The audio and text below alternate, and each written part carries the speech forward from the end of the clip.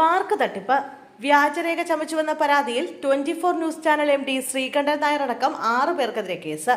കൈക്കൂലി നൽകി mark rating തട്ടിപ്പ് നടത്തുന്നുവെന്ന് സ്ഥാപിക്കാൻ റിപ്പോർട്ടർ ടിവിക്കെതിരെ വ്യാജരേഖ ചമച്ചുവെന്ന പരാതിയിൽ 24 news channel MD Sreekandan Nair അടക്കം 6 പേർക്കെതിരെ കേസ്.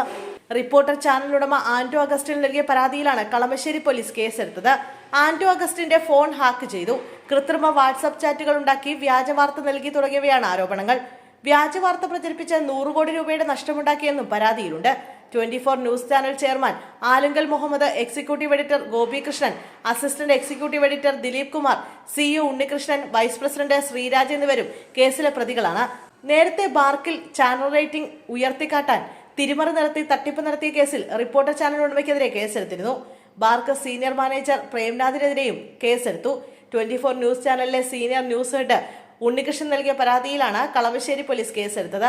ഒന്നാം പ്രതിയായ BARC senior manager Premnath rating ഡേറ്റയിൽ തിരിമറി നടത്തുകയും രണ്ടാം പ്രതിയായ റിപ്പോർട്ടർ ചാനൽ ഉടമയ്ക്ക് ബാർക്ക് മീറ്റർ സംബന്ധിച്ച രഹസ്യ വിവരങ്ങൾ കൈമാറുകയും ചെയ്തു. 2025 ജൂലൈ മുതൽ പരാതിക്കാരന്റെ റേറ്റിംഗ് കുറച്ചു കാണിച്ചും രണ്ടാം പ്രതിയുടെ ഉടമസ്ഥതയിലുള്ള റിപ്പോർട്ടർ ചാനൽ ഉടമയുടെ റേറ്റിംഗ് ഉയർത്തി കാണിച്ചും പരസ്യ കമ്പനികളിൽ നിന്നുള്ള പരസ്യങ്ങൾ ലഭിക്കാതിരിക്കാൻ ഇടയാക്കിയെന്നും ഇതുമൂലം പരാതിക്കാരന്റെ ചാനലിന് 15 കോടിയുടെ നഷ്ടമുണ്ടായതായാണ് മൊഴി.